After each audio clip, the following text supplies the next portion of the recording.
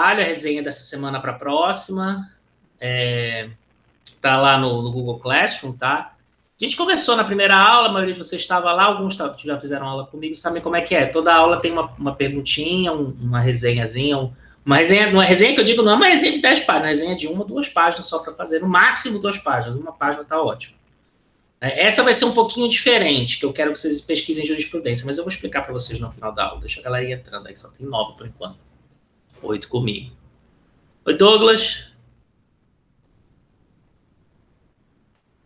Beatriz, você conseguiu ler o material? É meio cabeçudo, eu sei, mas vai ficar mais fácil de entender hoje, esse livro aqui.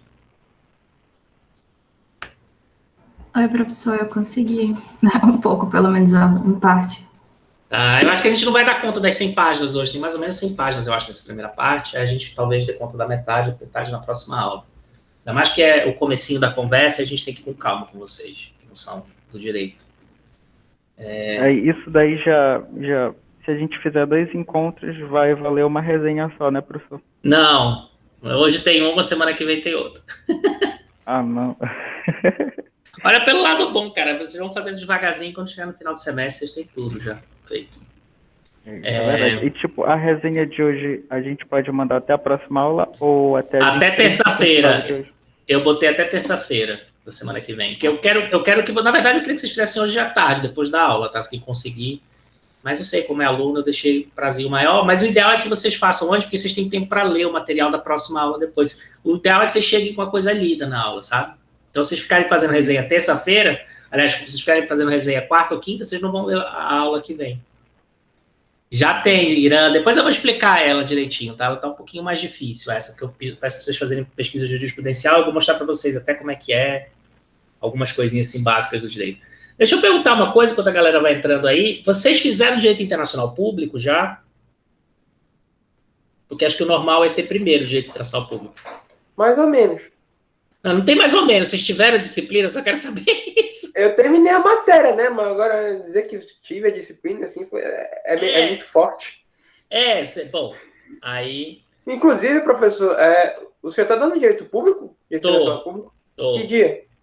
Quinta-feira à noite. Quinta-feira à noite. Eu vou ver se eu posso fazer, se eu tento fazer com um ouvinte, vai depender do meu tempo também. Fique à vontade, você pode entrar para assistir as aulas, tem os links. Se quiser, eu não sei, deixa eu ver se eu consigo te adicionar no WhatsApp. Você pode entrar e assistir. As minhas aulas estão todas gravadas no meu canal do YouTube, então você pode assistir as aulas gravadas lá, mas o legal é assistir na hora, né? Que você pode fazer pergunta e tal. Fica à vontade. Deixa eu ver aqui.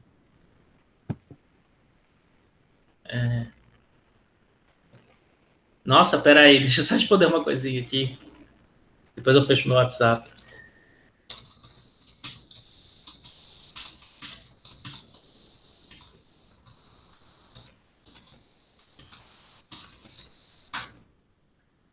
Ai. Deixa eu fechar aqui. Tá aqui o meu canal, né? Eu já botei do lado. Deixa eu ver se eu consigo abrir no WhatsApp o grupo do Direito Internacional Público, aí eu peço para te adicionarem. Aí, se você estiver lá no dia, assim, jogando videogame e tá falando, não, eu vou assistir uma aula hoje. Aí, for à noite, de bobeira, tu pega e assiste a aula de Direito Internacional Público, tá? Vai estar bem interessante. Eu vou falar umas coisas a mais. Como eu falei, minha formação é Direito e RI, então eu não fico só na lenga-lenga do direito, tá? Eu tento misturar as coisas para realmente entender como as coisas funcionam, não como as coisas deveriam funcionar, porque muitas vezes o direito é isso, é o mundo dos sonhos, é o mundo da Constituição, e na prática as coisas são diferentes. Então eu tento conectar as coisas com a realidade mais, tá? Peraí. Deixa eu abrir. Direito Nacional Público. Não, cadê o grupo? Direito Nacional P. Por isso que eu não estava achando. Aí, qual que é o teu telefone, Matheus? Põe aqui do lado no chat que eu jogo lá no grupo do... Vou colocar aqui. Tá. Enquanto a galera tá entrando, estamos em 13. A turma tem 19, dá para começar já. Deixa só o Matheus botar o telefone dele aí que eu vou colocar ele no grupo. Quem quiser também, gente, é só falar. E, de novo, tem o meu canal no YouTube. Todas as nossas aulas eu coloco sempre o link no Google Classroom. Depois que termina a aula, eu baixo o VOD e aí eu subo para o Google Classroom, subo para o YouTube Então, no meu canal do YouTube tem tudo, tem essas aulas, tem outras aulas também, tem palestra, eu ponho tudo lá. Tá aqui.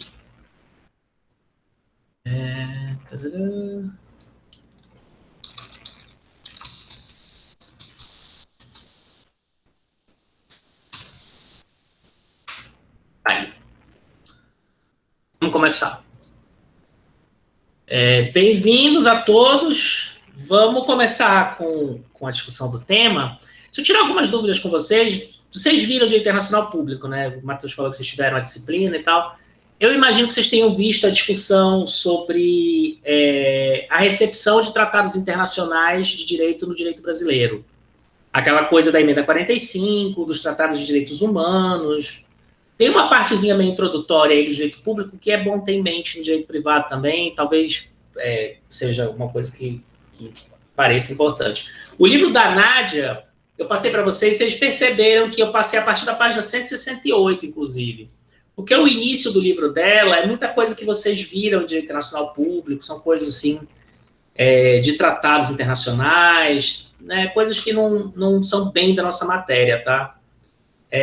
Talvez eu volte atrás em alguns pontos dessa primeira parte do livro mais para frente, mas, assim, a espinha dorsal dessa disciplina é o artigo 21 até o artigo 25 do CPC. A gente vai ver hoje isso aí, né, que é a questão das competências, tanto jurídicas quanto de legislação entre direito brasileiro e direitos de outros países.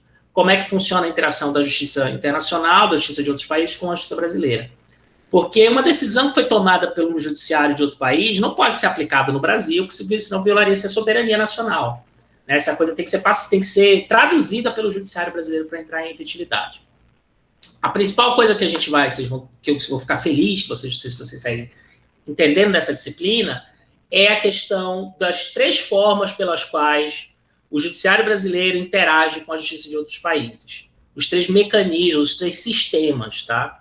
A gente vai ver isso com mais cuidado nas próximas aulas, mas tudo que a gente for tratar nessa disciplina vai passar um pouco por essas 3 coisas.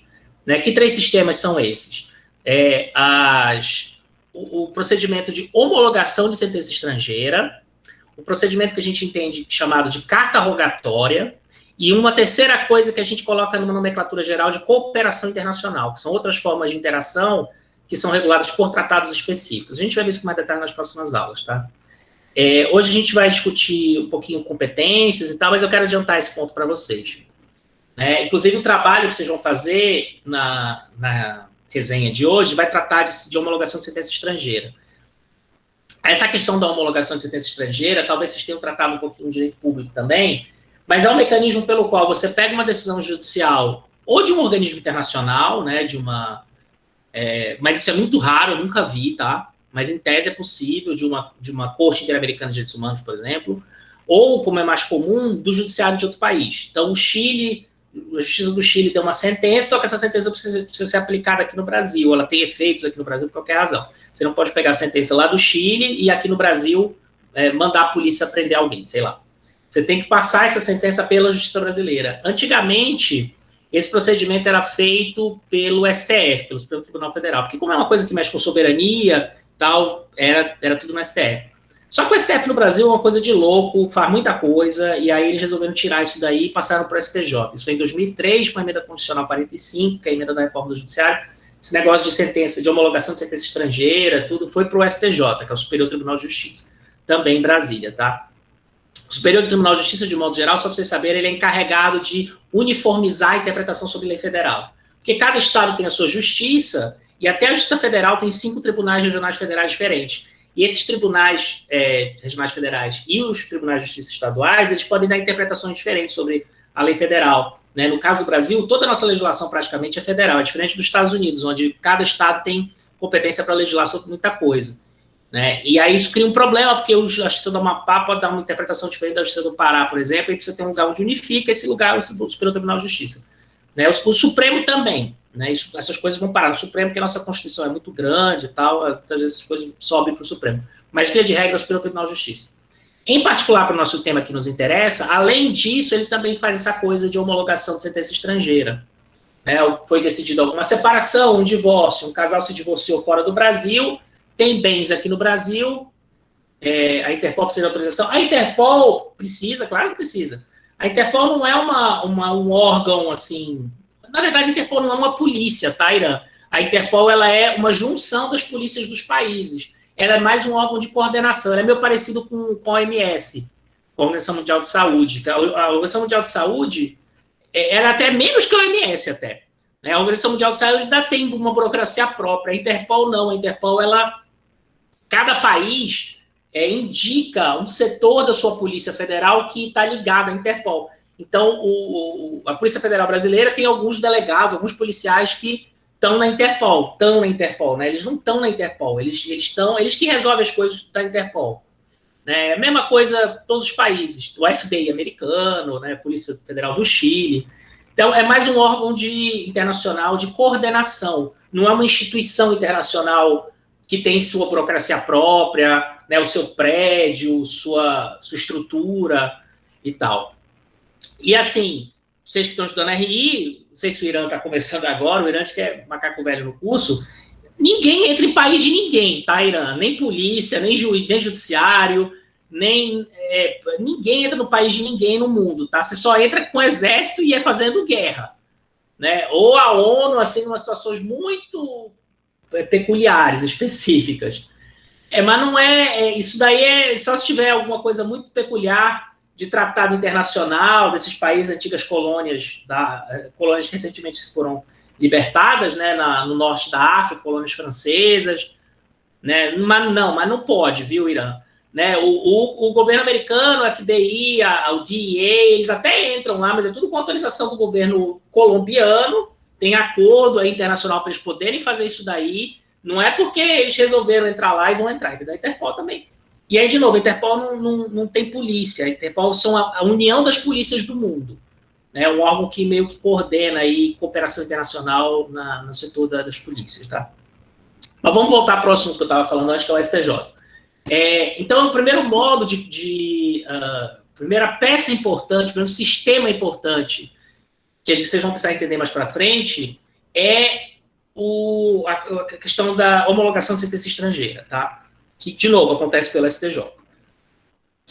Uma pessoa, por exemplo, se divorcia no Chile, precisa redistribuir os bens que estão aqui no Brasil, para poder o juiz aqui no Brasil mandar o cartório transferir o bem de uma pessoa, do nome de uma pessoa para o nome da outra, porque elas se separaram, né? Se elas se separaram, o que é meu, o que é teu, e cada um vai para o seu lado. Mas aí isso tudo tem que ser averbado em cartório e tal. Imagina que as pessoas se separaram no Chile, moravam no Chile, se separaram-se no Chile, mas têm bens no Brasil. Para fazer essa transferência toda, tem que homologar a decisão lá do Chile aqui no Brasil. E aí isso ocorre pela homologação de sentença estrangeira, tá? Isso é um mecanismo. O outro mecanismo é chamado de carta rogatória. Carta rogatória é quando não é uma sentença ainda, mas um juiz precisa de algum tipo de providência que tem que ser tomada em outro país. Por exemplo, penal aqui, tá? Vou falar de penal, a gente não vai estudar penal, a gente vai estudar civil, mas penal é um exemplo bom para entender, que é a mesma coisa. Mandado de prisão. Pessoa, né, fugiu, traficante, foi para a fronteira, foi lá para a Guiana Francesa. A gente precisa mandar prender ele. A gente sabe onde ele está, mas não tem como mandar prender, porque não pode mandar a Polícia Federal do Brasil entrar lá na Guiana Francesa para prender o cara. Isso daí é invasão de território. Aí a gente manda o que a gente chama de carta rogatória para o juiz da França mandar a polícia da França prender o cara e mandar ele de volta para o Brasil. No direito civil, um outro exemplo disso é o chamado... deixa eu ver aqui um exemplo no civil. Você pedir para ver a conta bancária de alguém, porque ela está devendo, você precisa prender bens da pessoa que está em outro país, ainda não tem a sentença, né, ainda está sendo discutido, mas a pessoa está fugindo com dinheiro, a gente precisa segurar esse dinheiro, aí é a chamada carta rogatória. A gente vai ver esses mecanismos com mais calma nas próximas aulas, mas eu quero deixar eles um pouco, esse palavreado para vocês, essa nomenclatura para vocês terem em mente, porque nessa primeira parte, a Nádia já fala em sentença estrangeira, homologação de sentença estrangeira, então são termos que vocês precisam entender um pouquinho antes de entrar no texto. E o terceiro mecanismo, a gente vai olhar com bem mais calma depois, que é cooperação internacional. Esse daí são outras formas de cooperação que não estão carta rogatória e nem homologação de sentença estrangeira, e que foram criados, inventados por tratados internacionais, tá?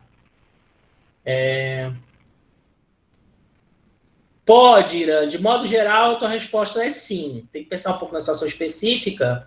Inclusive, as pessoas podem casar no consulado, podem registrar o seu filho no consulado. Se você é brasileiro e tem um filho, né, na Inglaterra e você quer que seu filho tenha nacionalidade brasileira, você pode registrar ele no consulado brasileiro na Inglaterra, mesmo ele tendo nascido fora do Brasil, tá? Ele, em tese, tem direito a ser brasileiro, porque ele é filho de brasileiro. A gente pratica as duas formas de nacionalidade. Talvez vocês tenham visto isso em direito público, senão a gente vai ver em direito privado mais para frente, que é esse tópico específico da nacionalidade, mas a pessoa tem direito a ter nacionalidade por ter nascido no Brasil, chama ius solis, ou por ser filho de brasileiro, chama ius sanguinis. É outra forma de aquisição da naturalidade. Na Itália, por exemplo, não existe ius solis.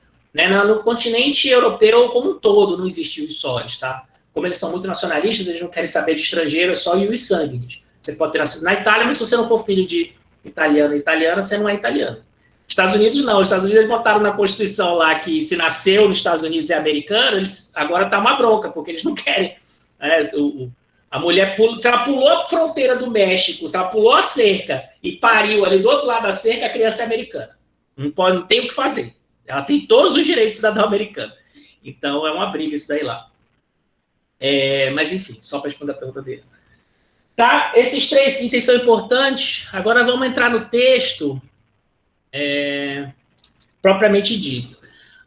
Antes de entrar no texto, as 3 legislações que a gente vai estudar aqui com mais atenção, principalmente agora na primeira aula, mas ao longo do curso, são o Código de Processo Civil. Eu coloquei, deixa eu mostrar para vocês, eu coloquei os 3 no grupo já, as 3 leis, para vocês acessarem com facilidade, mas é só botar na internet que vocês acham, tá? Tá aqui. São essas 3 legislações aqui, não é tudo, tá? O CPC é enorme, tem mais de mil artigos, né? Mas é só do artigo 21 ao artigo 46, tá? E, na verdade, do artigo 21 ao artigo 25. Hoje a gente vai olhar esses artigos com mais calma. A outra legislação muito importante que a gente vai olhar com mais calma nas próximas aulas é a Lei de Introdução ao Direito Brasileiro. Né? Essa lei, ela antigamente se chamava Lei de Introdução ao Código Civil, ela foi criada junto com o Código Civil de 1916. O Código Civil de 1916 foi atualizado em 2002, mudou completamente. Essa introdução era tão importante que virou uma lei própria, porque ele não diz só de questões relativas ao direito civil, mas ele diz de questões relativas ao direito, como que o Brasil se relaciona com outros países. Né? É uma lei pequena, deixa eu mostrar aqui para vocês ela rapidinho, ó. Alguns artigos são mais importantes que os outros, tá? A partir do artigo 7º, esses primeiros aqui não são tão importantes para a gente nessa disciplina, mas a gente vai olhar com mais calma depois. Né? Olha, a lei do país em que domiciliada a pessoa determina as regras sobre o começo e o fim da personalidade. Então, percebam que isso aqui tem tudo a ver com o direito internacional privado, tá? A sucessão por morte, ausência, obedece às leis do país em que o domiciliado ou defunto ou desaparecido, qualquer que seja a natureza da situação dos bens. Então, coisas de direito internacional privado. Né? Tem muita coisa relativa a direito internacional privado aqui. Basicamente, entre o artigo 7º e o artigo 16, 17, tá? E a Constituição Federal. A Constituição Federal não vou especificar, porque tem coisas muito espalhadas aqui que são importantes para a gente na Constituição Federal, né? Mas a Constituição Federal não é toda também, não, porque essa nossa Constituição é cor de louco. Olha o tamanho da bicha. É uma das maiores constituições do mundo, isso aqui é um negócio de doido. Eu tenho pesquisa sobre o assunto, eu enlouqueço com o tamanho da nossa Constituição, não é para ser desse tamanho, não. Não é normal uma Constituição desse tamanho com esse nível de detalhamento, tá? Vamos olhar Eu preparei uma apresentaçãozinha aqui mais específica. Vamos dar uma olhada primeiro nos artigos 21 a 25. Vamos ler eles secos do CPC, tá? Depois a gente começa a ver o texto. Cheio de emendas, mas isso daí é o problema da Constituição, não é o problema dos políticos, não, viu, Irã? Nossa Constituição nasceu muito carregada, aí para você fazer qualquer coisa você precisa mexer nela, não tem jeito. Aí vai aprovar a emenda, quando aprova a emenda, aproveita e coloca mais coisa lá dentro e vira uma bola de neve isso daí. Mas enfim. Vamos olhar primeiro a lei seca, depois a gente vai olhar o PowerPoint que eu preparei aqui, a gente vai acompanhando com o texto também, tem algumas passagens importantes do livro dela, principalmente discutindo o caso concreto que a gente vai olhar junto, tá?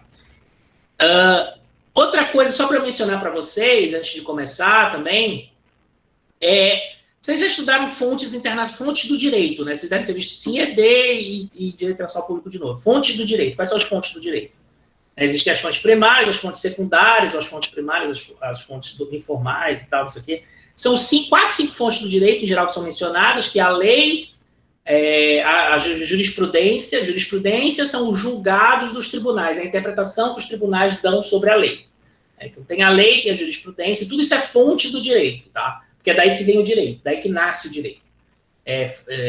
Lei, jurisprudência, costumes, analogia, tem mais uma. Mas, assim, na real, fonte do direito mesmo é lei e jurisprudência, o resto é ladainha, daí doutrina, o quinto era a doutrina. O resto é ladainha, tá? O direito vem da lei e da interpretação dos tribunais. E, na real mesmo, o direito vem da interpretação dos tribunais, porque não importa o que está na lei, não importa o que os juízes entendem que está na lei. É eles que vão dizer qual é o direito. Eles seguem a lei, em linhas gerais, mas a lei tem muita margem para interpretação, então, no final das contas, o que importa é o que os juízes dizem. E, da mesma forma, no direito internacional, você tem algumas leis importantes para a gente, né, que é o CPC, a Lei de Introdução ao Direito Brasileiro, a própria Constituição, e os tratados internacionais, que também entram no ordenamento jurídico brasileiro, a maioria com status de lei, alguns com status de emenda constitucional, em razão da emenda 45, mas, assim, é fonte do direito também, tanto quanto as leis. E as interpretações que o judiciário dá sobre essas leis e esses tratados internacionais. Vamos olhar o CPC aqui, os artigos que eu falei que a gente vai trabalhar com mais detalhe hoje, tá? Espera aí. Atentem aí para a tela. Tá aqui. Então, essa é a parte mais importante para o curso de vocês, esses artigos aqui. Dos limites da jurisdição nacional e da cooperação internacional. É o artigo 21 até o artigo 25. Né? Tem mais coisa aqui para baixo, ó, da cooperação internacional, do auxílio direto, da carta rogatória. A gente falou de carta rogatória, lembra? É só um artiguinho aqui, mas ela tem muita coisa que é carta rogatória. A gente vai estudar isso aqui com mais calma mais para frente. E essa parte de disposições comuns aqui. Né? São essas regras que tratam da competência internacional, relações do judiciário brasileiro com a justiça de outros países e tal. O mais importante são esses 2 artiguinhos aqui, tá? Que a gente vai estudar com mais calma hoje. Vamos ler eles rapidamente, depois a gente vai olhar no PowerPoint, detalhar eles melhor. Desculpa, não são esses aqui não, são do 21 ao 24. 21 do 21 ao 25. São esses aqui, tá? Mas mais importante mesmo, o 21 e o 22. São esses 2 aqui. O que diz o artigo 21 e o que diz o artigo 22? Que são, assim, super importantes dessa disciplina. O 21, ele nos dá as competências... Peraí.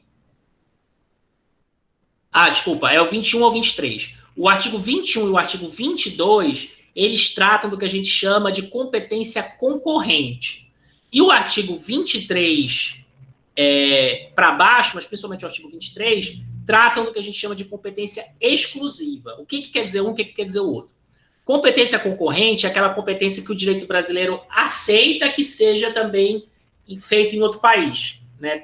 Por razões que a gente vai ver, pode ser que em outro país tenha se julgado aquela ação, tenha se resolvido aquele problema, e aí o direito brasileiro aceita que isso possa acontecer. O direito brasileiro, em casos internacionais, ele aceita até que pode ocorrer ação em 2 lugares ao mesmo tempo. No caso internacional. No caso nacional, não. Se eu entro com uma ação de separação de divórcio aqui no Amapá e entro com uma ação de separação para divórcio no Pará, isso vai precisar ser trazido para um lugar só. Não pode um juiz do Pará, um juiz do Amapá decidir de forma diferente. Tem que ser tudo julgado no mesmo lugar. Internacional, não. Acontece de ter uma coisa sendo discutida aqui no Brasil e a mesma coisa sendo discutida na Argentina. O direito brasileiro admite que isso acontece, depois ele tem que resolver o que vai prevalecer. Mas pode correr ao mesmo tempo as 2 ações, tá? Mas, enfim, de modo geral, isso aqui trata do que a gente chama de competência concorrente. Né? E o artigo 23, como o próprio nome diz, é a tal da competência exclusiva. Por quê? Porque ele fala aqui com exclusão de qualquer outra. Então, essas coisas aqui não podem ser discutidas em outro país. O direito brasileiro não aceita. Se vier uma decisão, uma sentença judicial lá na Alemanha que vai discutir de quem pertence um imóvel aqui no Brasil, e aí o juiz decidiu, as partes concordaram, tudo certinho, chega aqui no Brasil, o judiciário brasileiro não vai aceitar essa decisão, ela tem que ser discutida aqui no Brasil, esse caso, tá? É só para dar um exemplo para vocês entenderem. Então, são os dois mecanismos aqui. Vamos ler rapidamente, depois a gente vai para o PowerPoint. Né, ó, compete à autoridade judiciária brasileira processar e julgar ações em que o réu, qualquer que seja a sua nacionalidade, estiver domiciliado no Brasil. No Brasil, a gente aceita que qualquer um pode entrar com uma ação na justiça, não precisa ser brasileiro. Se a pessoa morar aqui, ela quiser, né, entrar com uma ação na justiça por qualquer razão que seja, se ela for domiciliada no Brasil, ela pode, tá? 2, no Brasil tiver de ser cumprida a obrigação. Então, a gente pode, nosso judiciário julga e pode, né, decidir sobre questões, quando a obrigação vai ter que ser cumprida aqui. Então, é um contrato, inclusive tem um exemplo aqui da Nádia, que a gente já vai ver, de uma situação de uma empresa inglesa com um contrato com uma empresa brasileira, aí tinha uma discussão sobre onde vai ser cumprida a obrigação e tal, a gente vai ver o exemplo lá já. Mas então, pode, tá? Essa é a ideia. 3, o fundamento seja fato ocorrido ou ato praticado no Brasil. Ou seja, o fundamento jurídico de onde veio o direito daquela pessoa foi uma coisa que aconteceu aqui no Brasil. Exemplo, acidente de carro, né? O fato aconteceu aqui. Alguma coisa que gerou dano para outra pessoa. Esse é o exemplo clássico, tá? Responsabilidade por dano. Compete ainda à autoridade brasileira processar e julgar ações. Isso aqui é uma continuação do artigo 21, tá? De alimentos, que vocês sabem, né? Que todo mundo sabe a história de um tio que teve que pagar a pensão para uma criança, é isso aqui. A gente vai estudar isso aqui com mais calma mais para frente, tem um capítulo só disso no livro da Nádia. Tem aquela situação que eu falei, que é super comum, isso aqui é o que mais acontece, tá? O que mais aparece na área de direito internacional privado. O pai mora no Brasil, a mãe mora na Argentina, a criança mora com o pai metade do ano, mora com a mãe outra metade do ano, aí o pai não está pagando. Como é que a mãe vai fazer o pai pagar? Né? Se ela mora na Argentina, ela vai entrar com ação na Argentina, ela entra com ação no Brasil. Se ela conseguir a decisão do juiz na Argentina, como é que ela faz cumprir essa decisão no Brasil? É esse rolo aí, tá? A princípio, o direito brasileiro aceita que se julgue essas coisas em outro país ou no Brasil. Vai depender da situação quando a gente for olhar mais para frente. Credor, alimentos, né? Aí estão essas situações aqui, a gente vai olhar mais para frente com mais calma nas outras aulas, tá? Inciso 2, decorrente das relações de consumo, quando o consumidor tiver domicílio ou residência no Brasil, direito do consumidor. Imagina que a pessoa encomendou estava pensando nos exemplos mais assim, engraçados, que a pessoa pediu um negócio lá da China, naqueles sites de, wish.com, essas coisas. Mas vamos ser chique, né? O cara comprou uma Mercedes-Benz importada da Alemanha e recebeu aqui no Brasil, o carro veio com defeito. Eu sou obrigado a entrar com ação na Alemanha? Não, eu posso entrar com ação aqui no Brasil contra a Mercedes-Benz. Né? Pense numa empresa que não tem nem no Brasil. O cara comprou e foi entregue por um atravessador aí, sei lá. Deixa eu pensar aqui. Um carro que nem tem no Brasil, de repente. Ou um avião, uma Bombardier da vida que não tem escritório no Brasil. Outro exemplo, um exemplo melhor. O cara comprou, tá? Não é uma coisa que foi dada pelo governo. Ele comprou uma vacina aquela vacina russa lá. Meu nome? Qual é o nome da vacina russa, gente? Sputnik. O cara comprou a Sputnik e aí ficou doente por causa da Sputnik. Então, é uma questão de relação de consumo. A Sputnik não tem escritório no Brasil. Inclusive, por que está dando rolo? Por que eles já sabem que a Sputnik parece que tem esquema de corrupção também? Eu lembro que na época estavam me cheirando mal. Tanto a Sputnik quanto a Covaxin estavam sendo compradas por atravessador, porque as empresas não têm representante legal no Brasil. Então, eles perceberam essa situação, né, os caras que estavam fazendo a corrupção, e aí eles arrumaram uma empresa laranja, uma empresa privada aí que vai fazer a superfaturamento, e essa empresa compra a vacina lá da Rússia ou compra a vacina da Índia, que não tem representação no Brasil, e vai vender para o governo. Aí nesse meio tempo ela superfatura o negócio. As outras vacinas o governo comprou direto da farmacêutica, a Pfizer, a Coronavac, a da AstraZeneca, foi comprar, negociar direto com a farmacêutica, então não tem esse negócio. Então, mas imagina que a pessoa comprou direto da Sputnik, mandou encomendar aí pela internet uma vacina lá do... Como é? Do Gamaleia, o órgão, o negócio lá da Rússia que faz essa venda desse troço aí. Aí ficou doente, ela precisa entrar com uma ação. Né? A Gamaleia não tem nem pessoa jurídica no Brasil, mas você entra com ação aqui, consegue a condenação aqui, depois você tem que se virar para fazer cumprir a condenação lá na Rússia, que não vão aceitar. Mas você pode, tá? É isso que está dizendo aqui. E aqui é a questão do acordo, né? Isso aqui é direito contratual, a gente vai ver com mais calma também, um pouquinho mais na frente, nessa aula já, eu acho. As partes, quando contratam um contrato de direito internacional, elas podem fazer o que a literatura chama de forum shopping, que é você pode escolher qual direito que vai ser, qual país que vai julgar aquela causa, se der problema. Né? Isso é comum na área de tributária, isso acontece muito para pagar pouco imposto, evasão de divisa, uma maracutaia para não pagar imposto, aí coloca assim que se der algum problema no contrato vai ser julgado no Panamá. Né, que lá o judiciário muito amigo, você pode fazer umas maracutaias assim, tá? Então o Brasil aceita que um contrato internacional onde as pessoas não moram no Brasil, as pessoas não têm domicílio no Brasil, não são brasileiras, as empresas não são constituídas no Brasil, mas elas botam por qualquer razão que vai ser julgado aqui no Brasil se der algum problema no contrato, tá? Esse tipo de situação. Artigo 23, né? Esse é o que importa mais, porque esse aqui o Brasil não aceita que seja em outro lugar, tem que ser no Brasil. Né? Conhecer as ações relativas a imóveis situados no Brasil. Aqui a gente tem uma discussão que, não sei se é nessa aula já ou mais na frente, sobre direitos reais e direitos contratuais, a gente vai ver isso com mais calma, tá? Mas, assim, tem situações aqui que estão em disputa a interpretação da justiça. Porque tem questões relativas a imóveis que advêm de contrato. E tem questões relativas a imóveis que advêm do próprio imóvel. Vou dar um exemplo conhecido para vocês, a ação de reintegração de posse, né? Ou a ação de uso capião, que a pessoa tem direito à propriedade daquele bem porque morou naquele lugar 5, 10, 15 anos e atendeu as exigências legais, ela tem direito àquele bem. Esse direito dela não advém de contrato, de nada, advém do fato dela ter morado naquele imóvel 5, 10, 15 anos. Tá? E existe o direito que vem do contrato. Ou seja, eu te vendi um imóvel, eu comprei um imóvel teu.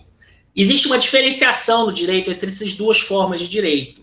Direito contratual e direito real. Né? E existe uma discussão aqui relativa ao artigo 23, inciso 1, se ele se refere tanto a imóveis cujo direito advém de um direito contratual ou se também é referente a direito, ou se é só referente a direito real. Que é referente a direito real, todos concordam. Mas tem alguns que dizem, alguns tribunais, algumas decisões judiciais, que dizem que isso é restrito aos direitos reais, não são relativos aos direitos contratuais. Né? Isso por quê? Porque eu posso ter comprado um imóvel no Brasil, né? Eu argentino, você chileno, nós dois fizemos um contrato de compra e venda de um imóvel que eu tinha no Brasil. Aí, dá algum problema com esse contrato, eu não pago, aí eu quero entrar com a execução, né, para fazer cumprir o contrato. Aí eu consigo uma decisão lá na Argentina, na Justiça Argentina, que diz que o imóvel é meu, que eu já paguei, a pessoa não está me dando o imóvel é meu. E o juiz da Argentina diz, o imóvel é seu mesmo, você já pagou. Aí eu pego essa sentença na Argentina, venho aqui no Brasil, chego no cartório e quero transferir o imóvel. Né? Ou eu vou pelo STJ e faço uma homologação de sentença estrangeira para depois ir no cartório e fazer transferir o imóvel. Né? Aí vai se discutir, a outra parte vai dizer, não, essa sentença da Argentina não é válida, porque o artigo 23, inciso 1, diz que só pode ser decidido esse tipo de coisa no Brasil. Eu teria que ter entrado com ação aqui no Brasil para fazer, dizer que o imóvel é meu, aí o juiz aqui no Brasil ia dar uma sentença, aí eu ia no cartório fazer a transferência do imóvel, né? Porque o artigo 23, inciso 1 fala isso. Aí tem uma interpretação que vai dizer, não, porque o direito não tem a ver com o bem, o direito tem a ver com o contrato.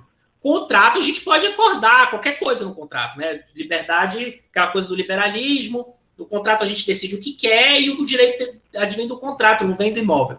Né? E tem decisão para os dois lados. A gente vai estudar esse tema com mais calma, com os casos concretos que a Nádia traz mais para frente, tá? Mas só para adiantar para vocês. Inciso 2. Em matéria de sucessão hereditária, proceder à confirmação de testamento particular e ao inventário e à partilha de bens situados no Brasil, ainda que o autor da herança seja de nacionalidade estrangeira ou tenha domicílio fora do território nacional. Isso aqui a gente vai estudar com mais calma mais para frente também. Tem um capítulo no livro dela só sobre esse assunto aqui, que é relativo a testamento, bens, quando... Tudo que envolve imóvel no Brasil, o direito brasileiro é muito refratário a aceitar uma decisão que foi tida em outro país, que foi dada em outro país. Tá? O direito brasileiro é muito refratário a isso. Por questões de soberania nacional, coisas de território que estão muito arraigadas ainda no direito brasileiro. Mas a gente vai olhar com mais detalhe essa discussão mais para frente. Inciso 3, em divórcio, separação judicial ou dissolução de união estável, proceder a partilha de bens situados no Brasil. Ó, de novo aqui, o problema dos bens situados no Brasil. Ainda que o titular seja de nacionalidade estrangeira ou tenha domicílio fora do Brasil. Então, essas 3 hipóteses aqui são situações, né, que envolvem bens situados no Brasil e tem que ser discutido aqui no Brasil a questão judicial. Então, vamos olhar o PowerPoint agora, porque aí a gente vai destrinchar algumas coisas. Eu vou passar também por umas partes do livro da Nádia, para ajudar vocês a entenderem. Tá? Quem leu o livro, que teve dificuldade, que olhou algumas partes que não está entendendo, podem me fazer perguntas, gente, no final da aula, me interromper, podem deixar marcadinho, vão marcando, se a professora não entende isso aqui, o que ela quer dizer com isso aqui e tal. É importante vocês fazerem isso, vocês me perguntam na aula, o que ele quer dizer com isso aqui, professor? O que ele está dizendo aqui e tal? Não entendi isso aqui, está em confuso com outra parte, a gente tenta ajudar vocês, tá? Então, de novo, o livro, eu comecei na página 168, o resto não interessa tanto, eu gosto de ser muito prático com esse negócio aqui. Né? E depois a gente vai fazer as conexões com ciência política, com economia, né? Depois vocês entenderem um pouquinho melhor como é que funciona a parte jurídica da coisa. Olha, mencionando a Lindley aqui, deixa eu pegar o meu livrinho, porque o meu tá com os grifos aqui, eu acho que aí não tá. Deixa eu separar aqui e vou abrir o PowerPoint para a gente trabalhar o PowerPoint.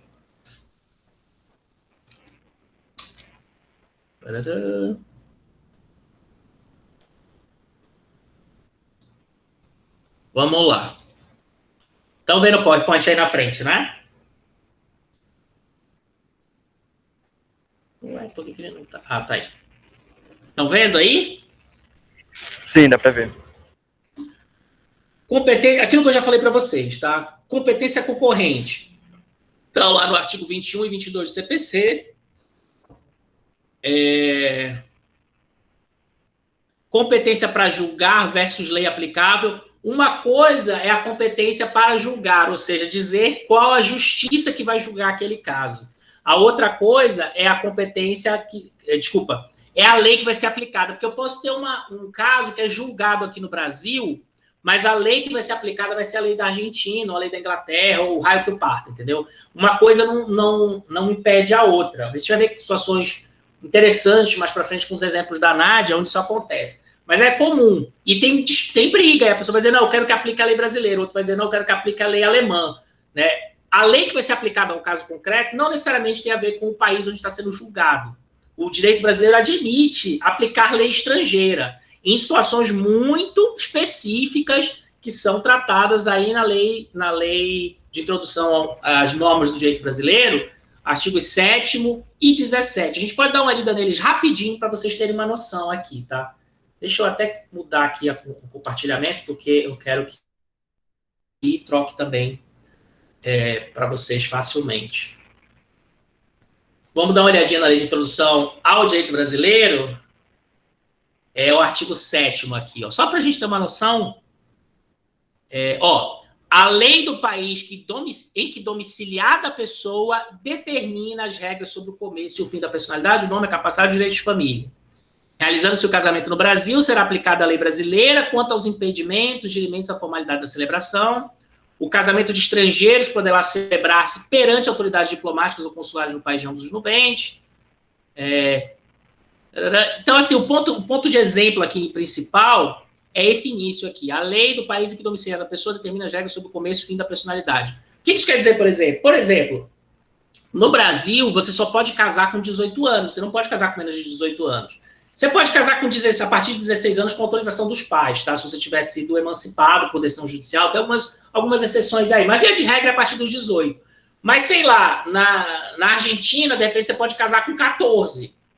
E aí, como é que fica? Se as pessoas casaram lá na Argentina, moravam... O cara era brasileiro, ela era argentina. Os dois casaram... Não estou dizendo que é 14 lá, tá? Eu não sei de cabeça, gente. Estou usando assim como um exemplo suposto. Né? A pessoa era brasileira, ela era argentina, eles casaram lá e vieram morar no Brasil. Se fosse aqui no Brasil, eles não poderiam ter casado. A lei brasileira proíbe. Eles não poderiam nunca ter casado aqui com 14 anos. Só situações muito específicas com ordem judicial. Mas, via de regra, não pode. E digamos que a lei da Argentina autorizasse. Então, se as pessoas moravam na Argentina, elas poderiam ter casado lá e vindo para o Brasil, e o casamento seria reconhecido no Brasil. Então, é uma situação dessas que eu estou falando para vocês, que a lei argentina foi aplicada no caso brasileiro. Tá? É isso que diz o artigo 7º. Né? Na verdade, tem algumas exceções aí, eu estou usando um exemplo bem genérico, mas a gente vai chegar nessa discussão sobre casamento mais para frente. Mas só assim, para vocês terem ideia do que eu estou dizendo.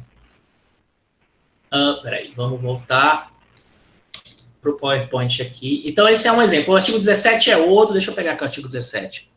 As leis, atos e sentenças de outro país, bem como quaisquer declarações de vontade, não terão eficácia no Brasil quando ofenderem a soberania nacional, a ordem pública ou os bons costumes. Isso aqui são conceitos muito genéricos, né? Que diabos é os bons costumes? Né? Sei lá. É muito genérico, mas o judiciário tem interpretação sobre o que significa esses termos aqui, de maneira mais específica. A gente vai olhar alguns casos, possivelmente, onde aparece a discussão sobre soberania nacional e tal. Mas o importante é dizer que, a contrário senso, essas coisas aqui podem ter eficácia no Brasil, desde que elas não ofendam essas três coisas aqui. Tá? Tudo isso para mostrar para vocês que a lei estrangeira pode ser aplicada no Brasil em determinadas situações muito específicas. Ações simultâneas, página 177. Vamos dar uma olhadinha aqui no livro da Nádia.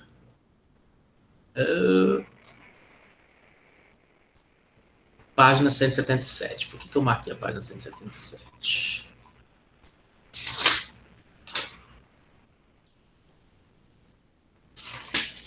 Antes de ir na página 177, vamos voltar aqui no livro da Nádia. Tem uns exemplos interessantes que eu quero mostrar para vocês, antes da gente seguir ali. Esse aqui. Os casos concretos são muito bons, tá, gente? Se vocês não estão entendendo muito, leiam um caso concreto, que ele é interessante para entender. A partir daqui, os pressupostos. Os pressupostos apresentados nos artigos que determinam a competência exclusiva ou concorrente dos tribunais brasileiros não são cumulativos. Né? Isso quer dizer o quê? Você não precisa... isso é coisa de jurista, que é óbvio para a gente, mas que é importante saber. Você não precisa estar nessas três condições aqui para a competência concorrente. Né? Você não precisa atender esses três critérios aqui para ser competência exclusiva. É qualquer um deles, tá? Não são os três juntos. É só isso que está dizendo essa parte do livro. Opa, vou voltar aqui. Bastando a ocorrência de um dos fatos ali previstos. Aí vem o exemplo do caso concreto.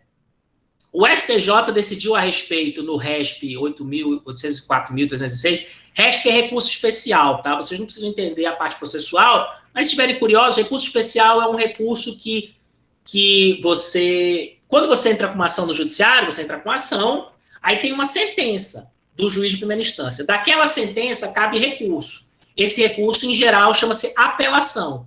Depois que esse recurso é julgado no Tribunal de Justiça, ainda pode ser que caiba um outro recurso para Brasília, para o STJ. Esse recurso se chama, via de regra, recurso especial. É por isso que chama RESP aqui.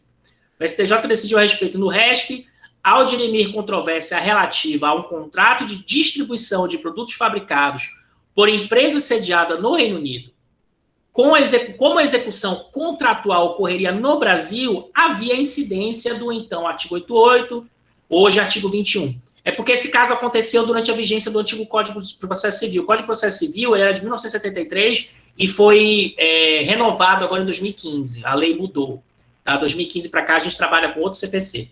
Né? Como o caso aconteceu nessa época, era o CPC antigo que regia. Mas o mesmo dispositivo que estava no CPC antigo está no CPC novo, por isso que ele está falando isso aqui. É o artigo 21, olha, aquele que a gente está olhando agora. Então, como a execução contratual ocorria no Brasil, havia incidência do então artigo 88, hoje artigo 21. apesar de a parte vencida pugnar pela execução no exterior, porque ali se davam os pagamentos. Então, aqui a gente entende qual é a briga. Qual é a briga? Era um contrato entre uma empresa brasileira e alguém aqui no Brasil, provavelmente outra empresa no Brasil, aonde a execução do contrato acontecia no Brasil, porém, os pagamentos se davam no estrangeiro. Um exemplo típico disso é questão de franquia. Né? Pensem, por exemplo, a Lush. A Lush é ou a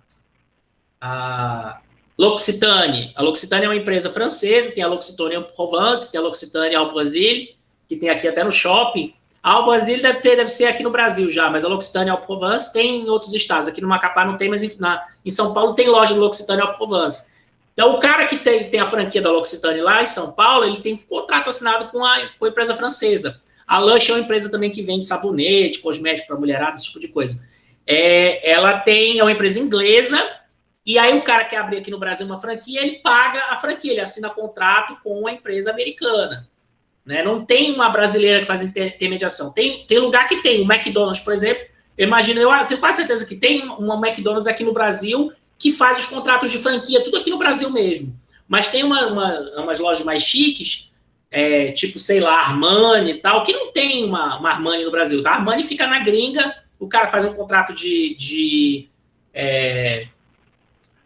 franquia, que é um tipo de contrato de direito civil, aí ele todo mês paga o preço que ele está pagando para ter a marca, né? E só que o contrato é executado no Brasil. Isso é um exemplo, tá? Não sei o que está acontecendo aqui, deve ser outra coisa. De qualquer forma, o problema o contrato era executado no Brasil, porém, os valores eram pagos no Reino Unido. Né? Aí, os brasileiros queriam que... deixa eu ver aqui. Bastante coisas que... O de inimigo na loja contra a distribuição.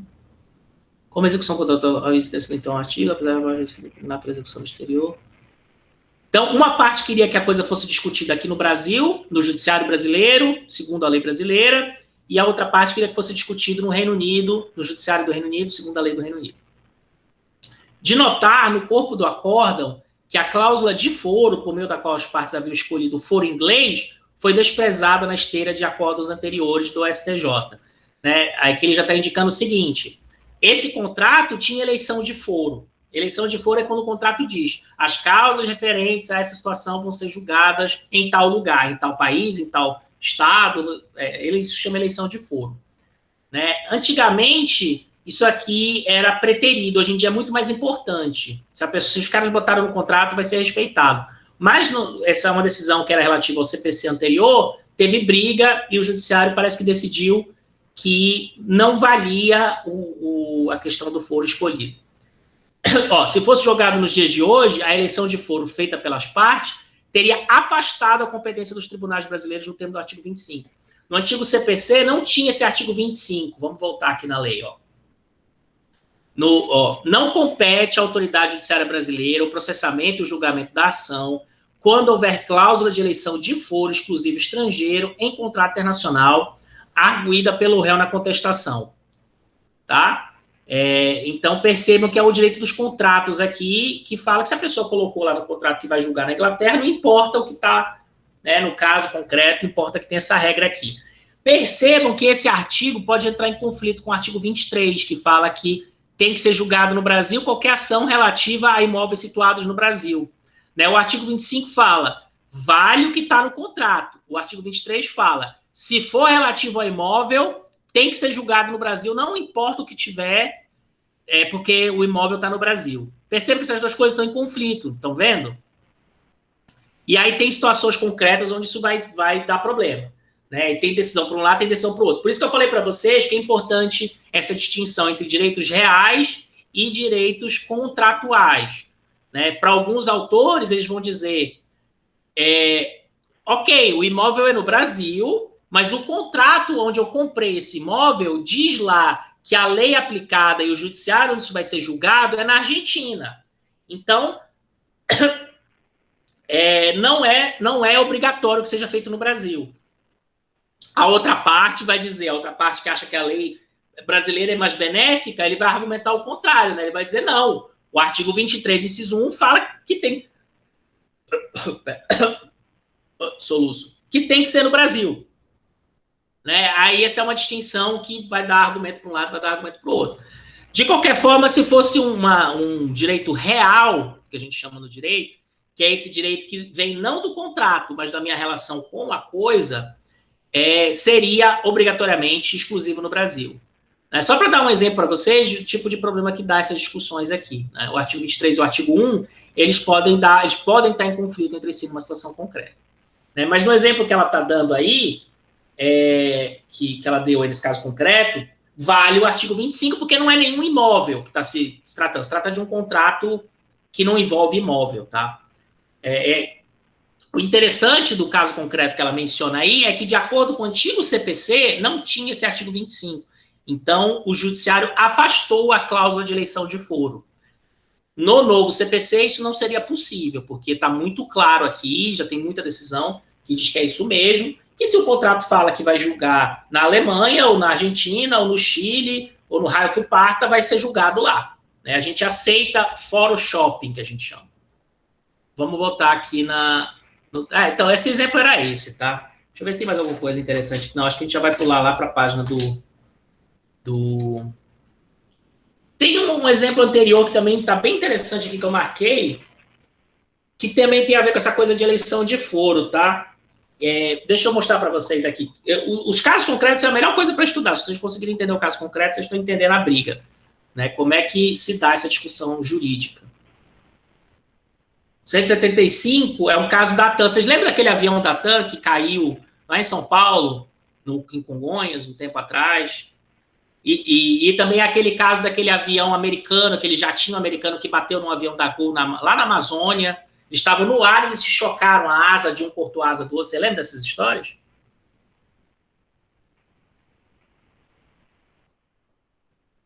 Que história, professor? São dois casos. Acidente de avião. Um caso é um acidente da TAM, que aconteceu uns anos atrás. Eu sou velho, gente. Eu não sei se vocês já sabiam. Mas assim, não faz muito tempo, não. Acho que foi entre 2000 e 2010. Quer ver? Deixa eu ver aqui. Acidente da TAM Congonhas. Do Fokker 100, que ele ia decolar e ele caiu. Ele decolou e caiu logo depois. Ele caiu dentro de São Paulo. Foi um acidente que ele caiu num armazém e matou todo mundo. 2007. Vocês não lembram dessa história, não, né? Ó, aqui, ó. Tá vendo o vídeo aí rapidinho? A choradeira, o negócio queimando e tal. Ó. Estão vendo na tela aí, né? Assim, eu tô passando, não tô abrindo, eu tô só mostrando para vocês aqui rápido. O outro caso é choque de avião jatinho americano com voo da Gol. O Legacy chocou com o avião da Gol. Você lembra de alguma dessas histórias? Não. Ninguém lembra. Eu lembro, professor. Airbus, né? Uma coisa. Era um Boeing. Era um Boeing. O jatinho derrubou até aqui, ó. O jatinho que derrubou um Boeing. Tá, vamos lá. Aí o que isso dá? Aí ela vai dar esse exemplo desses três casos, tá? Desses dois casos, desculpa. Então, não precisa entender muito essa coisa que ela fala de países de common law, civil law e não sei o que, isso não interessa muito, não. Vamos ver o exemplo aqui, ó. A questão do fórum não convenience, em caso que dizem respeito ao Brasil, foi objeto de algumas decisões da justiça americana. Não é nem da justiça brasileira isso aqui, então nem interessa muito pra gente, tá? Mas o exemplo é legal, então é bom ver. Cita-se como exemplo o acidente aéreo ocorrido no Brasil entre a Gol e um jato de empresa americana, que é esse aí, bem como o acidente da TAM ocorrido em São Paulo. Em ambos, os parentes das vítimas pretendiam ajuizar a ação nos Estados Unidos, já que seria o local em que a indenização poderia alcançar maior monta. Viu como essas coisas são importantes? Lá nos Estados Unidos, as indenizações civis são assim, milionárias. No Brasil, a gente não dá muita indenização, não. O judiciário brasileiro ele é muito mais contido em dar indenizações muito grandes. Tá? Nos Estados Unidos é direto. Então, eles queriam julgar lá, apesar de que as pessoas eram brasileiras, o acidente aconteceu no Brasil, tudo. Mas, de alguma forma, de alguma maracutaia jurídica, eles queriam que julgasse lá nos Estados Unidos. No caso da Gol, a justificativa é um pouco mais plausível, porque o jatinho Legacy que derrubou o Boeing era um jatinho americano, né? era fora do Brasil, jatinho e tal. Só que o acidente aconteceu aqui. Então, nas duas situações, a justiça americana... vamos lá. Nas duas situações, a justiça americana entendeu que, apesar de haver elementos para sua competência, o local apropriado era o Brasil, e com isso decidiu aplicar o fórum non conveniens, que é o nome da teoria, que não importa muito para vocês, para extinguir os feitos. No caso do Brasil, o entendimento que a gente utilizaria assim de imediato, você pode ter discussão, tá? Mas a princípio seria aquele artigo que fala no CPC que a gente viu agora, que diz que compete à autoridade judiciária brasileira processar e julgar as ações em que o fundamento seja fato ocorrido ou praticado no Brasil. Qual é o fundamento da indenização? A queda do avião. A queda do avião é o fato. Então, fato aconteceu no Brasil, isso pode ser julgado na justiça brasileira. Mas a justiça brasileira também entende que é possível que seja julgado, né, pelo judiciário de outro país. Tá? Quando tiver julgamento nos dois lugares, a gente vai ver mais para frente, isso dá problema. Mas é possível que isso aconteça. Por quê? Porque o artigo 21 fala que pode ser tanto aqui quanto em outro lugar. Né? Uma coisa que a justiça brasileira respeita muito, e os outros países também, tá? É a ideia de as partes decidirem. Se as partes têm direito, né? Isso não está vedado a elas, e elas podem decidir aonde elas vão... de quem que vai julgar, ou se elas entram num acordo, qualquer coisa do tipo, o judiciário tende a respeitar. Né? O princípio das partes aí decidirem como é que elas vão lidar com seus problemas é muito importante no direito brasileiro e no direito internacional privado como um todo. Vamos voltar aqui. Tinha esse exemplo que eu acho interessante. Aí acho que agora vamos para a página 177, tá? Não, a 176 está interessante também. Vamos olhar aqui. Esse comecinho é muito importante, por isso que eu estou indo muito devagar. Eu falei para vocês, olha, são 3h15. A aula vai... Senão vocês não aguentam, tá? A aula vai... Hoje começou mais tarde, então a gente vai até 3h30, 3h45. Vamos ver se a gente anda mais um pouquinho. Né? Página 176 do texto da Nádia. Aqui, ó, competência concorrente. Aqui ela vai explicar um pouco o que eu já disse para vocês sobre essa coisa de competência concorrente versus competência exclusiva. Né, ó, a competência concorrente ocorre em hipóteses pré-determinadas, nas quais o Estado brasileiro se julga apto a julgar a lide, mas admite que a justiça de outro Estado também o faça. Ao contrário da competência exclusiva, somente a justiça brasileira pode cuidar da questão impedindo o reconhecimento da decisão estrangeira. Tá? Foi o que eu expliquei para vocês agora. Deixa eu ver se tem alguma coisa aqui mais... Na hipótese de competência concorrente, a norma nacional não exclui a jurisdição de outros estados, mas também não abdica da sua competência. A sentença eventualmente obtida no estrangeiro necessita ser homologada perante o STJ. Lembra que eu falei para vocês homologação de sentença estrangeira? Para que possa ser aqui reconhecida e executada.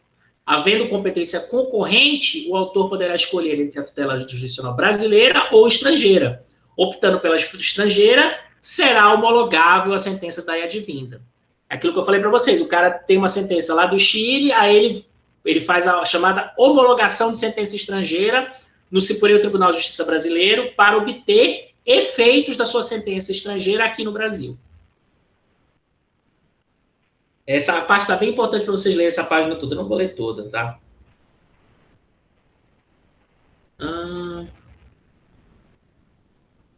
Olha outro exemplo interessante aqui, ó, que ela é cheia de casos, essa mulher, por isso que eu gosto. Outra situação que deve prevalecer com o novo CPC pode ser inferida com um caso decidido pelo STJ em relação ao artigo 88, inciso 2 do antigo CPC. Isso aqui é jurisprudência antiga, tá? Porque esse novo CPC é de 2015, ele entrou em vigor em 2016, então ele é bem recente. Então tem uns casos aqui que ela cita que são relativos ao antigo CPC ainda, mas que podem ser, essa jurisprudência do STJ funciona ainda hoje se você conseguir adaptar, tá? Vamos ver o exemplo. Tratava-se de uma ação de regresso da seguradora por danos em caso de helicóptero que caiu no litoral das Bahamas em sua viagem inaugural para o Brasil. Então, traduzindo do juridiquês aqui, que não está tão juridiquês assim. Né? A ação de regresso é a ação que a seguradora tem em relação àquela pessoa que causou o acidente. Né? Vocês, quem teve seguro aí na vida sabe, se batem no seu carro, se um cara bêbado de madrugada bate no teu carro à noite, faz o BO, tudo, quem é que vai pagar o conserto do carro? Se você tiver seguro, o seguro resolve. Você vai lá na tua seguradora, olha, filha da puta bateu no meu carro aqui, eu quero meu seguro. Aí você recebe e já se livra do problema. A seguradora tem direito à ação de regresso para recuperar esse dinheiro da pessoa que causou o acidente de fato, tá? Né? Aqui não é uma situação tão simples como um carro batendo no outro, é um helicóptero. O cara comprou um helicóptero lá nas Bahamas, aí esse voo inaugural deve ser o voo que entrega o helicóptero, o cara traz o helicóptero lá das Bahamas para o Brasil, voando de lá para cá, deve ser parando para abastecer nos lugares e tal. E aí aconteceu o acidente. A seguradora ingressou com a ação no Brasil para ressarcir-se de despesas referentes a danos a terceiros, inclusive com relação ao piloto, porque o acidente fora provocado por defeito mecânico. Ou seja, a culpa foi de quem fabricou o helicóptero. Logo de início, sabia? O fabricante do helicóptero arguiu a incompetência da justiça brasileira, pois o fato gerador da ação ocorreu no exterior. O helicóptero caiu lá fora. Ele veio das Bahamas para o Brasil, deve ter caído aí no meio do mar. Não chegou a entrar em território brasileiro. Portanto, não dá para argumentar que a competência é brasileira com base no artigo 21, inciso 3, que a gente viu agora, entenderam? Né? O fato não ocorreu aqui. O helicóptero caiu fora do Brasil. Opa. Vamos voltar lá para ela. A seguradora ingressou. Aí a seguradora, por qualquer razão, queria fazer o negócio ser julgado no Brasil. Deve ter alguma vantagem. Né? A parte, ela sempre pensa onde é que eu vou julgar isso daí, porque onde é que eu tenho mais chance de ganhar mais dinheiro. Logo de início, a ré arguiu incompetência. A questão chegou ao STJ, que proveu o recurso especial ao argumento de que a competência da justiça brasileira se fundou no inciso 2 do artigo 88 do antigo CPC, pois a obrigação de ressarcir, oriunda de um ajuste contratual, deveria ser cumprida no Brasil. Se fundou no inciso 2 do artigo 88. Agora, o inciso 2 é o que no novo cacete? Deve ser ajuste contratual. Então, percebe que essa decisão aqui é contrária àquela que a gente viu lá no comecinho. Né? Aqui, o judiciário entendeu que a cláusula contratual que dizia que a coisa tinha que ser julgada no Brasil fazia, obrigação de ressarcir, que a obrigação seria feita no Brasil, trazia a competência para o Brasil aqui. Enquanto que aquela outra que a gente olhou lá no começo, página 169, se não me engano, era o contrário. Situação muito parecida, né? Aonde você tinha aquela da empresa inglesa, do Reino Unido, que tinha o contrato no Brasil, a cláusula do contrato dizia que tinha que ser decidido lá no Reino Unido, mas o judiciário entendeu que ia ser decidido aqui no Brasil. Mas isso era em relação ao antigo CPC. De novo, no novo CPC isso não aconteceria, tá? Porque o artigo 25 do novo CPC expressamente fala que o que está no contrato tem que ser respeitado. Então, se a pessoa colocou lá no contrato que vai ser decidido na Inglaterra, seria decidido na Inglaterra hoje em dia. Mas no antigo CPC não tinha isso. Comparem essa decisão com a decisão que a gente viu agora na página 176, que também foi julgada relativa ao antigo CPC, mas o entendimento foi o contrário. Isso acontece no judiciário, tá? Cada cabeça é uma sentença. Né? A lei da margem para manobra. Pela legislação atual, a resposta é muito clara. De novo, o artigo 25 fala que a cláusula contratual prevalece, então seria julgado no Brasil. Naquela época não existia essa cláusula contratual, não existia esse artigo da lei, e mesmo assim o judiciário entendeu que deveria ser julgado no Brasil. Tá? Diferente da primeira decisão que a gente viu. Essas coisas acontecem, mas eu quero que vocês entendam menos qual é a resposta certa e mais como é que se dá a discussão. Quais são os pontos, quais são as bases legais, qual é o espaço de interpretação que existe, como é que o judiciário, né, por onde que vai a discussão. Porque no direito nada tem uma resposta só, tá? Tudo tem pelo menos duas respostas. E aí, dependendo da situação, pode ir mais para um lado, pode ir mais para o outro. O direito não é tão objetivo quanto os juízes gostam que a gente pense que seja. Mas, assim, hoje em dia, para vocês não ficarem confusos, hoje em dia seria respeitada a cláusula contratual por causa do artigo 25. Tá? Não importa a situação. Mas esse segundo exemplo mostra isso daí. Engraçado, nos dois casos, o STJ decidiu que devia ser cumprida a obrigação no Brasil. O judiciário, ele tem muitas vezes, essa reticência de deixar que se aplique a lei estrangeira, porque ele não quer que se invada a soberania nacional. Às vezes é por razão de interesse financeiro, às vezes a parte, né, tinha um advogado ali muito bom, esse muito bom, entre aspas, amigo do juiz, aquelas coisas que a gente sabe. Aí dá para interpretar para um lado ou para o outro. Percebo que a mesma situação teve duas interpretações diferentes. Numa, o local onde se deu o fato era o local competente, né, no caso dos acidentes, ou no caso da Lush.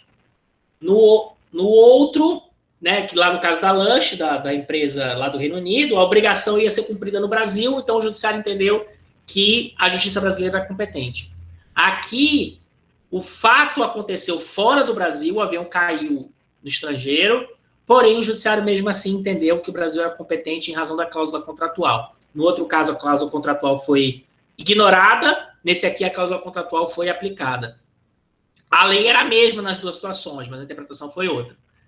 Hoje em dia não daria esse conflito. Por quê? Vou repetir mais uma vez, o artigo 25 do CPC novo fala que não compete à autoridade judiciária brasileira processamento de julgamento de ação quando houver cláusula de eleição de foro. Então, se tiver cláusula de eleição de foro, vai ser julgado onde diz que tem que ser julgado, onde a cláusula fala.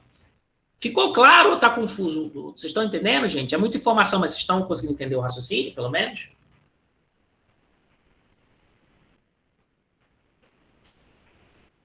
Senhores? Estamos vivos. Tá dando para seguir, tá? Vamos seguir na próxima aula, na página 177 em diante. Vai andar mais rápido mais para frente, tá? Esse comecinho tem muita calma mesmo. E aí, eu acho até que eu vou deixar mais... Não, deixa do jeito que tá. Deixa eu só explicar, gastar mais uns minutinhos aqui explicando o exercício para vocês, tá? Aqui, ó, atividades, eu já criei. Atividade que vocês vão fazer. Eu já passei essa atividade para outra turma que eu dei essa disciplina, eles entenderam, eles conseguiram fazer, então vocês vão conseguir também.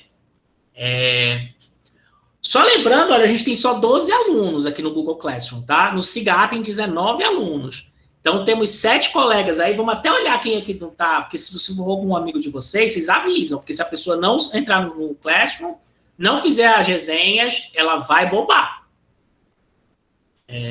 Ó, vamos olhar aqui o cigarro.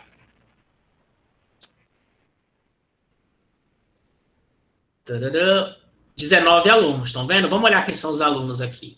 A gente vai comparar e ver quem é os amiguinhos de vocês que sumiram. Se matricularam e não estão vindo.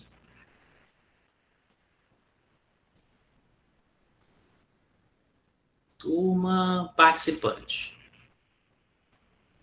São esses os alunos, tá? Aí vamos rapidamente, só passar um olho aqui nos alunos que estão aqui. Ó. Vou até fazer assim, ficar mais perto. Andressa, Bia, Caroline, Douglas está aí, eu já não vou nem olhar, que eu sei que está aí. Elisandra, cadê Elisandra? Não tem Elisandra. Ó. Essa daí não está assistindo a aula, vai tomar pausa, se não está rápido aqui. Tem outros nessa situação, tá? Heraldo, Fabrício, eu não vou comparar todos aqui, senão vai gastar muito tempo. Mas só para mostrar para vocês, tem que atentar. Se vocês estão vendo aqui o nome de alguém que está aqui, algum amigo de vocês que não está aqui, alertem o coleguinha, porque não dá para ficar de babado de todo mundo, tá? Eles se despertarem. Vamos lá. Atividade. Eu vou já mostrar para vocês como é que faz, tá? Mas assim, o comando é o seguinte. Acesse o site do STJ e pesquise em jurisprudência com os termos homologação de sentença estrangeira, vocês podem botar até entre aspas aqui, e competência concorrente ou competência exclusiva, vai te dar uma informação. Selecione um acórdão. Acórdão é uma decisão judicial de tribunal, tá? Por que chama acórdão? Porque é um colegiado que acorda. Todos os desembargadores, os ministros sentam e chega uma decisão acordada, por isso que é acórdão. Mas é uma sentença, tá? É a sentença de segunda ou terceira instância. Chama-se acórdão. Selecione um acórdão no qual a discussão sobre a competência internacional, se concorrente ou exclusiva, depende do que vai aparecer lá, é o centro do problema discutido. Junte cópia da ementa do acórdão, já vou mostrar para vocês o que é ementa, se vocês não souberem, e após juntar, na resposta de vocês vão dar Ctrl+C e Ctrl+V na ementa do acórdão, tá? Depois disso, vocês vão responder essas 3 perguntinhas aqui, de maneira bem simples, tá? 2, 3 parágrafos. O que é que as partes alegam? O que cada parte está argumentando? O que um diz, o que o outro está dizendo? Qual o problema que foi debatido na decisão? Né? Uma parte está dizendo uma coisa, outra está dizendo outra. Então, tendo em vista o que cada uma está alegando, o que está sendo discutido? Qual que é o tema central ali? Qual que é o problema que o judiciário tem que resolver? E, por fim, qual foi a decisão tomada pelo STJ? Nas palavras de vocês, tá? Eu vou até botar aqui, porque não é para tirar Ctrl+C, Ctrl+V da decisão, é para explicar. Né? Vocês fazem o Ctrl+C, Ctrl+V da decisão toda e explicam nas suas palavras depois. Em 3 parágrafos.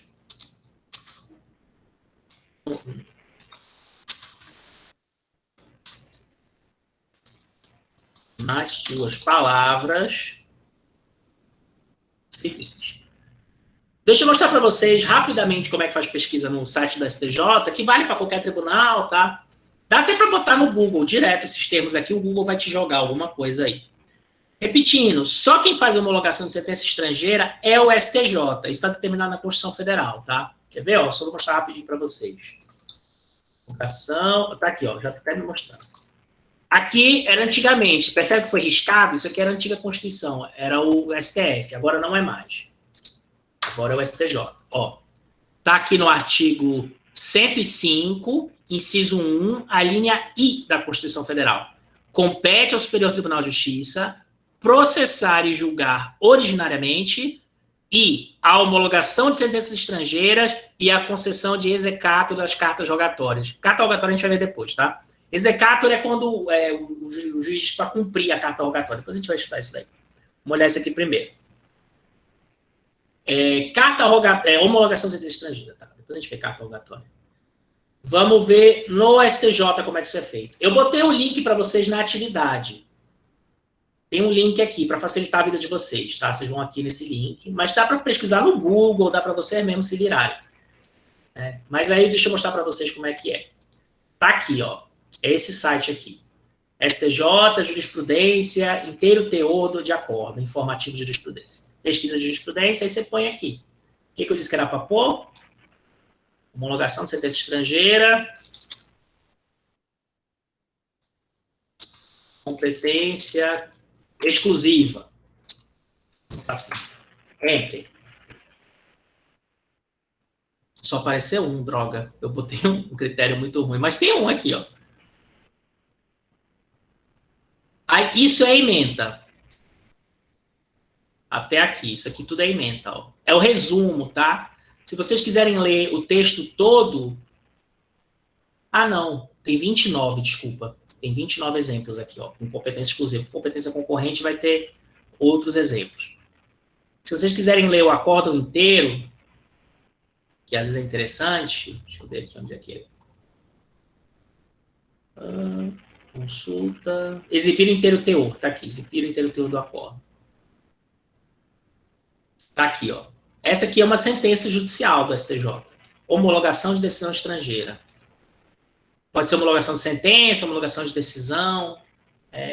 Mais ou menos a mesma coisa, tá? Para efeitos da gente não interessa muito a diferença de um para o outro. Tá aqui a ementa. Vocês vão ler isso aqui e se quiserem a sentença inteira e explicar para mim o que está acontecendo. Às vezes pela ementa vocês já entendem, né? Mas se vocês quiserem estudar um pouquinho mais a fundo, leiam o acórdão. O acórdão ele é dividido em 3 partes. O relatório, que vai dizer o que está acontecendo, o voto, que em geral porque como é um acórdão, todos votam, tá? Mas em geral o voto do relator é seguido pelos demais, e o que importa é o voto do relator. Aqui a ministra relatora, a ministra Nancy Andrighi. Ela... Não é ela que foi do Supremo.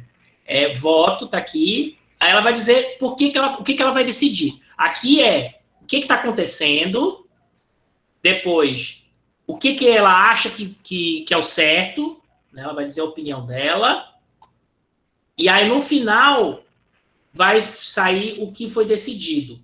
Essa é a parte final aqui, ó. Que é a mais importante, é a menorzinha, mas é a mais importante. Ó.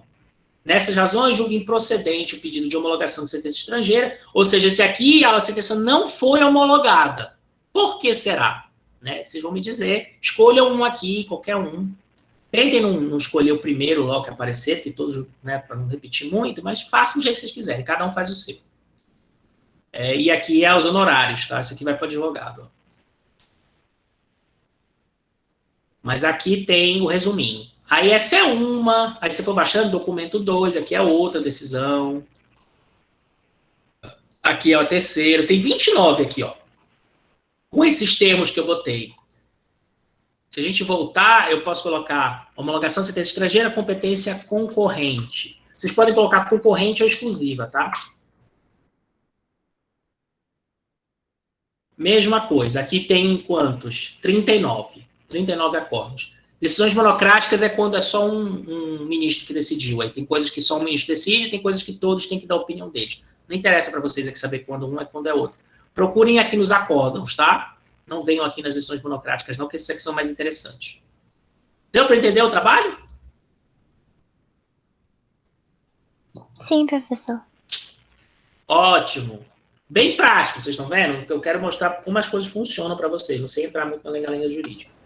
Só quando ela for importante. Vou tentar responder quando eu começar realmente a ler. Eu vou perceber se eu sei ou não. Tá. Lê o livro. Quem não leu ainda, né? Quem não conseguiu ler o texto até hoje, tenta ler antes de fazer o trabalho. É pouca coisa, tá? É da página 169 a 176. Foi só até onde a gente foi hoje. A partir da próxima aula vai ser a partir da 177 em diante. A gente vai seguir e tocar o barco. E aí vão lendo o texto. Tá bom? Beleza, professor. A resposta coloca no Class mesmo. No Classroom, tem um lugar lá que vocês botam bem facinho, tá? Depois eu vou tentar ler as respostas, eu costumo responder para vocês, fazer comentários. É que é muita disciplina, mas eu tento fazer isso com todas as resenhas. Às vezes eu não consigo chegar em todos os alunos, né? Então não vou botar a receita de bolo, porque eu vou ver e vou dar zero no trabalho. E tentem tentem fazer nas palavras de vocês, tá? Mesmo que vocês leiam alguma coisa. Se bem que vocês não vão conseguir achar cola na internet disso aí. É muito específico o trabalho. Né? Mas tentem não copiar igual do colega, porque eu vou ver as coisas e vai dar problema. A ideia é que não se preocupem se está mal escrito, se está errado, se vocês escreveram assim meio bagunçado. Não tem problema. Eu quero que vocês esforcem a cabeça de vocês e tentem colocar o raciocínio de vocês no papel, porque é isso que me interessa, tá? Mais do que o ponto, se vocês fizerem, vocês vão ter, não se preocupem. Não vou ficar dando nota nesses trabalhinhos. Fez ou não fez? Então, tentem fazer nas palavras de vocês mesmo, que vocês aprendem muito mais assim. Professor, só uma curiosidade, uma dúvida aqui. Manda.